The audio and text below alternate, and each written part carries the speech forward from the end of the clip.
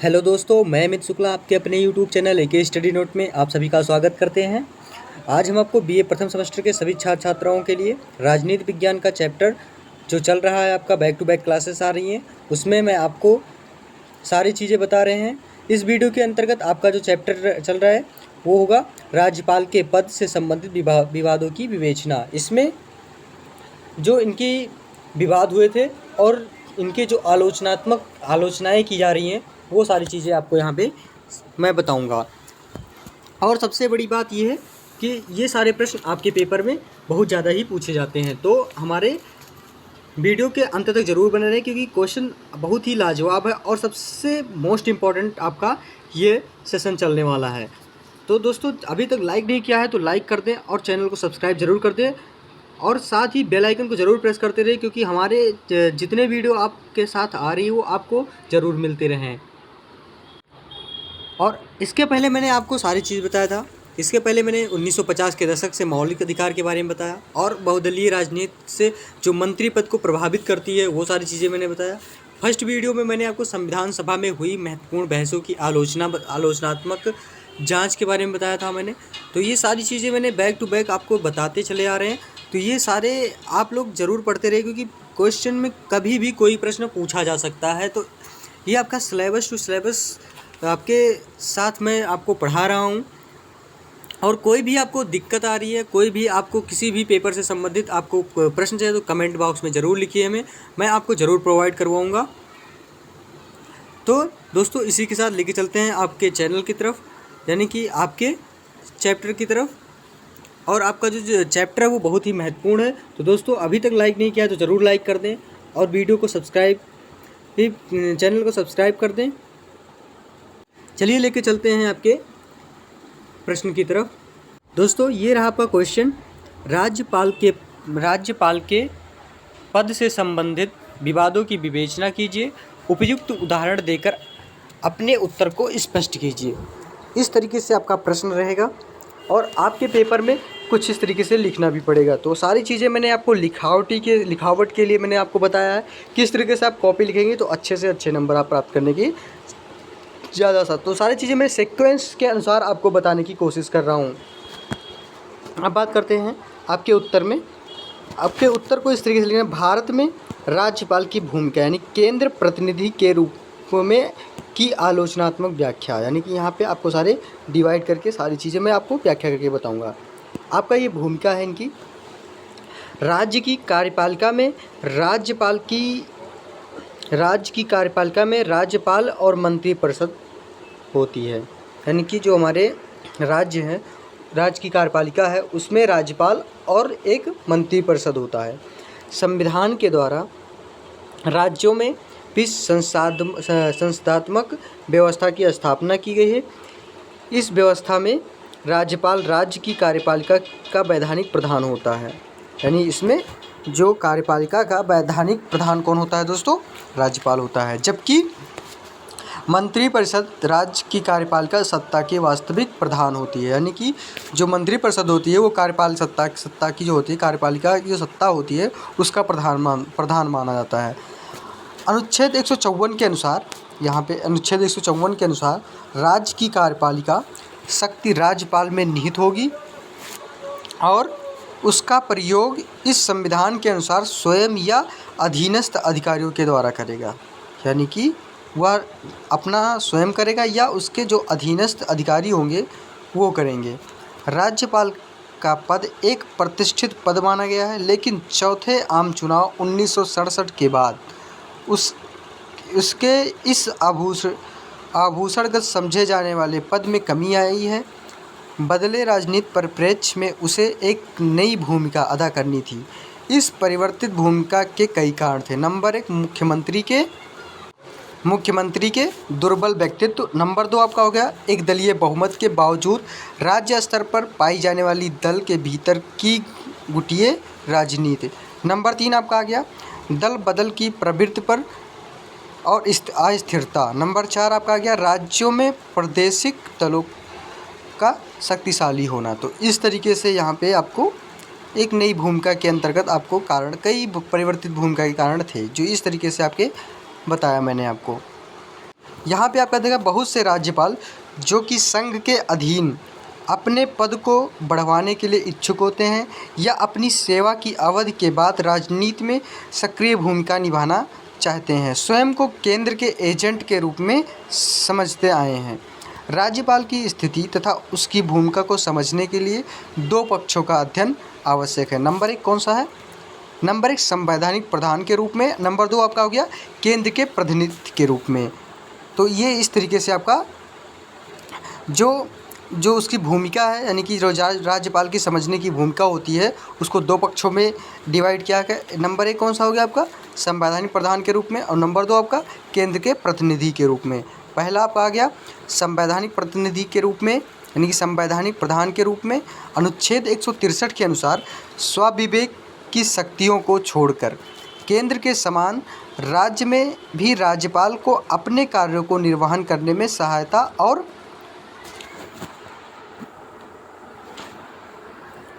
मंत्रणा देने के लिए एक मंत्रिपरिषद होगी। कई आधारों पर राज्यपाल को संवैधानिक प्रधान कहा जा सकता है, निर्वाचित प्रधान नहीं है। इस प्रकार राष्ट्रपति निर्वाचित प्रधान नहीं है। उसी प्रकार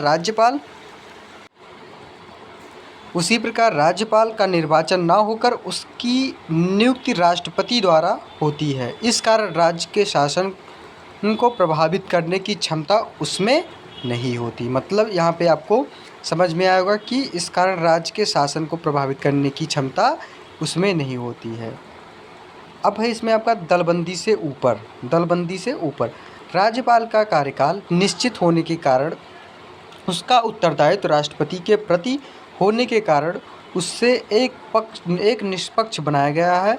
वह राज्य के दलबंदी में भागीदार नहीं होता है, बल्कि राज्य के उत्तम शासन के लिए सदा प्रयत्नशील रहता है। अब है दूसरा आपका केंद्र के प्रतिनिधि के रूप में, यानी केंद्र के प्रतिनिधि के रूप में क्या है उनका व्यवहार, आइए आपको बताते हैं। दोस्तों वीडियो अच्छी लग रही हो तो लाइक करें, और वीडियो को अभी सब्सक्राइब नहीं किया तो चैनल को सब्सक्राइब भी करते रहे साथ साथ। आपका है केंद्रीय सरकार के प्रतिनिधि के रूप में राज्यपाल द्वारा निम्न कार्य किए जाते हैं।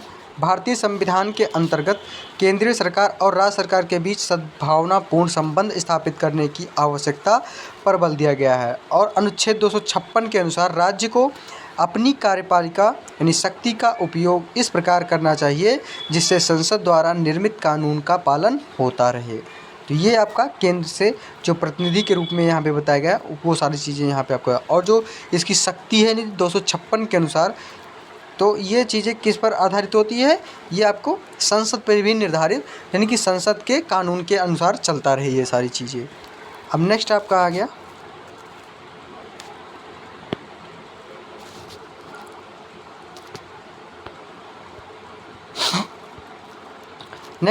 अनुच्छेद 257। अनुच्छेद 257 के अनुसार केंद्रीय सरकार राज्यों की कार्यपालिकाओं और आवश्यक निर्देश दे सकती है, जैसे राष्ट्रीय व सैनिक महत्व के मार्गों व पुलों आदि के निर्माण व रखरखाव के लिए वह राज्यों को निर्देश दे सकती है। अनुच्छेद 258 के अनुसार राष्ट्रपति राज्यों को सरकारों को अपने एजेंट के रूप में कोई भी कार्य करने की जिम्मेदारी सौंप सकते हैं, अर्थात संघ सूची में दिए गए किसी भी विषय से संबंधित कोई भी कार्य राज्यों के पदाधिकारियों को सौंपा जा सकता है। इनकी 258 के अनुसार यहाँ पे आपको चीज़ें इन्हें सौंपी जाती है। तो ये सारी चीज़ें यहाँ पे पूरा चीज़ें क्लियर हुआ। केंद्रीय सरकार के प्रतिनिधि के रूप में राज्यपाल का एक महत्वपूर्ण कार्य राज्य के प्रशासन के संबंध में समय समय पर राष्ट्रपति को रिपोर्ट भेजना है, और अनुच्छेद 356 के अनुसार यदि राज्य में संविधान के अनुसार कार्य नहीं हो रहा है तो राज्यपाल इस संबंध में राष्ट्रपति को रिपोर्ट देता है, और इस प्रकार की रिपोर्ट के आधार पर राज्य में राष्ट्रपति शासन लागू किया जा सकता है, और राज्यपाल राष्ट्रपति को इस प्रकार की रिपोर्ट स्वाविवेक से ही भेजता रहे। तो यानी कि अनुच्छेद 356 के अनुसार ही आपको अपने राज्य में राष्ट्रपति शासन लागू होगा। अनुच्छेद 200 के अनुसार राज्य विधानमंडल द्वारा पास किए गए किसी भी विधेयक को राज्यपाल राष्ट्रपति की स्वीकृति के लिए सुरक्षित रख सकता है। उदाहरण के लिए उच्च न्यायालय की शक्तियों को कम करने से संबंधित विधेयक राज्यपाल के द्वारा सुरक्षित रखे जाएंगे। अनुच्छेद 213 के अनुसार राज्यपाल का अध्यादेश जारी करने का आदेश दिया गया है, किंतु उसे कुछ विषयों के संबंध में अध्यादेश जारी करने के पूर्व राष्ट्रपति से स्वीकृति लेनी होती है। 1967 के बाद राज्यपाल की भूमिका। 1967 के आम चुनावों ने भारत की राजनीतिक स्थिति में महत्वपूर्ण परिवर्तन किया है। इन चुनावों के बाद विभिन्न राज्यों में राज्यपाल की भूमिका महत्वपूर्ण और साथ ही विवादपूर्ण हो गई। इसके कारण थे, नंबर 1, भारतीय संघ के लगभग आधे राज्यों और गैर कांग्रेसी दलों की सरकारों की स्थापना। अब राज्यों में विरोधी दलों की सरकारें स्थापित हो जाने में से राज्यपाल को केंद्रीय सरकार के प्रतिनिधि के रूप में कार्य करने का अवसर मिला। नंबर 2 आपका आ गया, भारत के लगभग आधे राज्यों में मिलीजुली सरकारों के निर्माण से बने मंत्रिमंडलों में स्थायित्व का नितांत अभाव था। अब नेक्स्ट है आपका, इन परिस्थितियों के कारण राज्यपाल के पद को लेकर विवाद उत्पन्न हो गया कि राज्यपाल के पद को हटा देना चाहिए, क्योंकि राज्यपाल ने अनेक बार स्वाविवेक से कार्य किया और जितने अधिक सीमा तक स्वाविवेक से कार्य किया उतनी ही अधिक सीमा तक यह विवाद का विषय बन गया। इस प्रकार के विवाद मुख्यतः राज्यपाल द्वारा मुख्यमंत्री की नियुक्ति और विधानसभा को भंग करने आदि प्रश्नों को लेकर उत्पन्न हुए। केंद्र के प्रतिनिधि के रूप में राज्यपाल की आलोचना क्या थी, ये आपको बताएंगे। 1967 के चौथे आम चुनाव के बाद राजनीतिक परिप्रेक्ष्य में बदलाव के कारण राज्यपाल की भूमिका में परिवर्तन आया है और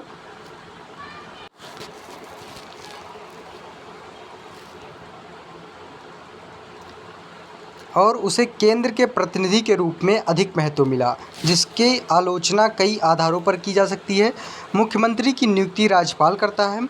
वह विधानसभा चुनाव में बहुमत प्राप्त दल के नेता ही मुख्यमंत्री नियुक्त करता है, लेकिन अब चुनाव में किसी भी दल का बहुमत प्राप्त नहीं होता तो राज्यपाल का स्वाविवेक की शक्ति का उपयोग करने का अवसर प्राप्त होता है। नेता पद के लिए अनेक दावेदार खड़े हो जाते हैं और किसी स्थिति में राज्यपाल निर्णय करेगा किस व्यक्ति में नेतृत्व स्थायी सरकार का गठन हो सकता है। यहाँ पे आपको दे रखा है, मुख्यमंत्री को हटाने में राजनीतिक उद्देश्य की पूर्ति इम्पोर्टेंट है। ऐसी परिस्थिति उत्पन्न होने पर जिसमें यह निश्चय कर पाना कठिन होता है कि किस दल के सदन में बहुमत प्राप्त है, राज्यपालों ने सामान्यतः अपने राजनीतिक उद्देश्यों की पूर्ति की है। केंद्र सरकार द्वारा नियुक्त होने के कारण राज्यपालों ने केंद्र के शासक दल के हितों की पूर्ति के लिए मुख्यमंत्रियों की नियुक्तियां की हैं। उदाहरण के लिए मार्च 2000 में बिहार के राज्यपाल विनोद चंद्र पांडे ने त्रिशंकु विधानसभा में सबसे बड़े दल एवं गठबंधन के नेता को सरकार बनाने का निमंत्रण नहीं दिया और राष्ट्रीय जनतांत्रिक गठबंधन यानी एनडीए के नेता सबसे पहले आमंत्रित किया, जबकि उनको बहुमत का समर्थन प्राप्त नहीं था। मंत्रिमंडल को भंग करना। कई बार राज्यपालों ने पूर्णतः राजनैतिक अनैतिकता का व्यवहार करते हुए केंद्र में बैठे हुए अपने राजनीतिक नेताओं के हितों को साधा है और जब राज्यपाल को लगे कि राज्य का शासन संविधान के अनुरूप नहीं चल पा रहा है तो वह राष्ट्रपति को अपनी रिपोर्ट भेजकर मंत्रिमंडल को अपदस्थ करने की सिफारिश कर सकता है, यानी कि अपदस्थ करने की सिफारिश कर सकता है। राज्यपाल निम्न परिस्थितियों में अपनी स्वाविवेक की शक्ति का उपयोग कर मंत्रिमंडल को अपदस्थ कर सकता है। यदि राज्यपाल को विश्वास हो जाए कि मंत्रिमंडल का विधानसभा में विश्वास समाप्त हो गया है और वह मुख्यमंत्री की बहुमत सिद्ध करने के लिए कहे, किंतु मुख्यमंत्री बहुमत सिद्ध करने के लिए तैयार ना हो, तब राज्यपाल मंत्रिमंडल को अपदस्थ करने की सिफारिश कर सकता है।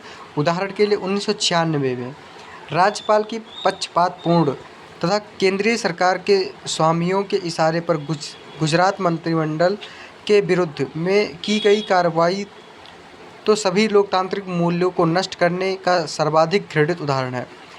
वहाँ जिस दिन मंत्रिमंडल ने विधानसभा में विश्वास मत प्राप्त किया, उसके 24 घंटों के अंदर राज्यपाल ने राष्ट्रपति को अपना रिपोर्ट भेजकर मंत्रिमंडल को अपदस्थ करा दिया। विधानसभा को भंग करना। कैसे विधानसभा को भंग कर सकता है? राज्यपाल विधानसभा को भंग करने के लिए मंत्रिमंडल की सिफारिश को मानने या ना मानने का निर्णय स्वविवेक से करने के लिए स्वतंत्र है। राज्यपाल ने अपने राजनीतिक हितों को ध्यान में रखते हुए कई विधानसभाओं को भंग करने से इनकार भी किया है और कई विधानसभाओं को भंग भी किया है। उदाहरण के लिए 1995 आंध्र प्रदेश के राज्यपाल कृष्णकांत ने विधानसभा भंग करने संबंधी एन.टी. रामाराव मंत्रिमंडल की सलाह को नहीं माना। अब नंबर 2 आपका है, अनुच्छेद 356 को अपने राजनीतिक हितों के लिए गलत उपयोग करते हुए राज्यपाल ने कई राज्यों में राष्ट्रपति शासन लगवाने की सिफारिश की है। जैसे 1996 में विधानसभा चुनाव के बाद सबसे बड़ी पार्टी के रूप में उभरी भाजपा को सरकार बनाने का निमंत्रण ना देकर उत्तर प्रदेश के राज्यपाल रोमेश भंडारी ने दोबारा राष्ट्रपति शासन लगवाने की सिफारिश कर दी। यानी पे यहाँ पे उन्होंने 1996 में विधानसभा चुनाव जब हुआ तो सबसे बड़ी पार्टी के रूप में उभरी भाजपा को सरकार बनाने का निमंत्रण ना देकर उत्तर प्रदेश के राज्यपाल रोमेश भंडारी ने दोबारा राष्ट्रपति शासन लगवाने की सिफारिश कर दी थी। 1967 के चौथे आम चुनाव के बाद राजनीतिक परिप्रेक्ष्य में हुए बदलाव के कारण राज्यपाल की भूमिका में भी परिवर्तन आया और उसे केंद्र के प्रतिनिधि के रूप में अधिक महत्व मिला है, जिसकी आलोचना निम्न आधारों पर की जा सकती है। राज्यपाल द्वारा अनुच्छेद 356 का दुरुपयोग, यानी दुरुपयोग किस तरीके से, आइए बताते हैं। अनुच्छेद 356 के अनुसार राष्ट्रपति राज्यपाल के प्रतिवेदन पर किसी राज्य का शासन संविधान के उपबंधों के अनुसार नहीं चलाया जा सकता है तो वह संकट काल की घोषणा कर सकता है। यह राज्यपाल एवं विवेक की शक्ति भी है। राज्यपाल द्वारा अपने राजनीतिक हितों की पूर्ति के लिए अनुच्छेद का कई बार दुरुपयोग किया है। उदाहरण के लिए उत्तर प्रदेश के राज्यपाल रोमेश भंडारी की भूमिका 1996 में 13वें विधानसभा चुनाव के बाद सबसे बड़ी पार्टी के रूप में उभरी भाजपा को लेकर बनाने का निमंत्रण ना देकर राज्यपाल रोमेश भंडारी ने अपनी राष्ट्रपति शासन लगवाने की सिफारिश कर दी थी। नंबर 2 आपका आ गया, बिहार के राज्यपाल बूटा सिंह की भूमिका। 2005 को बिहार विधानसभा चुनाव में किसी भी दल या गठबंधन का बहुमत न मिलने की स्थिति में राज्यपाल बूटा सिंह की सिफारिश पर राष्ट्रपति शासन लगाया गया और विधानसभा भंग करने की अधिसूचना जारी कर दी गई। मुख्यमंत्री को हटाने में राजनीतिक उद्देश्यों की पूर्ति। आपका नेक्स्ट हेडिंग आ गया आपका, केंद्र सरकार द्वारा नियुक्त होने के कारण राज्यपालों ने केंद्र शासक दल के हितों की पूर्ति के लिए मुख्यमंत्रियों की नियुक्तियां की और पद से भी हटाया है। उद्देश्य केवल यह था कि केंद्र के सत्ताधारी दल से संबंधित राज्य के ही नेता के राज्य में मुख्यमंत्री नियुक्त करना। उदाहरण नंबर 1, आंध्र प्रदेश 1984। राज्यपाल रामलाल ने केंद्रीय नेताओं को खुश करने के लिए 1984 में एन.टी. रामाराव की उस सरकार को बर्खास्त किया जिसे विधानसभा को स्पष्ट बहुमत प्राप्त था और रामाराव 3 दिन के भीतर विधानसभा के अधिवेशन बुलाकर अपनी बहुमत का परिचय देने के लिए तैयार थे। नंबर 2 आपका आ गया, बिहार 2000 में। मार्च 2000 में बिहार के राज्यपाल विनोद चंद्र पांडे ने त्रिशंकु विधानसभा में सबसे बड़े दल के नेता को सरकार बनाने का निमंत्रण नहीं दिया। एनडीए के नेता को सबसे पहले आमंत्रित किया जबकि उनको बहुमत का समर्थन नहीं था। निष्कर्ष है, राज्यपाल का पद ऐसा है जिसके बिना राज्य शासन में काम नहीं चल सकता। सामान्य समय में राज्य के संवैधानिक प्रमुख के रूप में केंद्र एवं राज्य के मध्य महत्वपूर्ण कड़ी के रूप में कार्य करते हुए तथा कुछ विशिष्ट परिस्थितियों में जब अनुच्छेद 356 के अंतर्गत उद्घोषणा की जाए, राज्यपाल संघ का एजेंट बन जाता है। आज स्थिति ऐसी बन गई है कि राज्यपाल पद के लिए 2 ही विकल्प बचे हैं, या तो इन्हें समाप्त कर दिया जाए या इसे दलीय राजनीति से ऊपर रखा जाए। कुछ आयोग जैसे सरकारिया आयोग का सुझाव है कि केंद्र में सत्तारूढ़ पार्टी के अलावा किसी दूसरी पार्टी द्वारा शासित राज्य में केंद्र में सत्तारूढ़ पार्टी की किसी व्यक्ति को राज्यपाल नियुक्ति नहीं करना चाहिए। तो इस तरीके से राज्यपाल के जो विवाद थे उनके बारे में मैंने आपको सारी चीज़ें बताया। और आपको मैं ये सारी चीज़ें इनकी आलोचनात्मक सारी चीज़ें बताई और इनका उदाहरण भी आपको सारी चीज़ें बताया कि कब कहाँ किसके ऊपर ये चीज़ें उदाहरण प्रयोग किया गया। तो दोस्तों इसी के साथ मैं अगली वीडियो के साथ ज़रूर उपस्थित होऊंगा। अगर आपको हमारे इसमें आपको PDF की ज़रूरत है तो आप लोग हमारे YouTube के डिस्क्रिप्शन बॉक्स में लिंक दिया गया है, वहाँ से आप लोग इसका PDF प्राप्त कर सकते हो। और अभी तक वीडियो को लाइक नहीं किया तो लाइक कर दें और चैनल को ज़रूर सब्सक्राइब कर दें क्योंकि आने वाले सारे वीडियो आप तक पहुँच सके। इसी के साथ दोस्तों मैं अगली वीडियो के साथ उपस्थित होऊंगा। जय हिंद दोस्तों।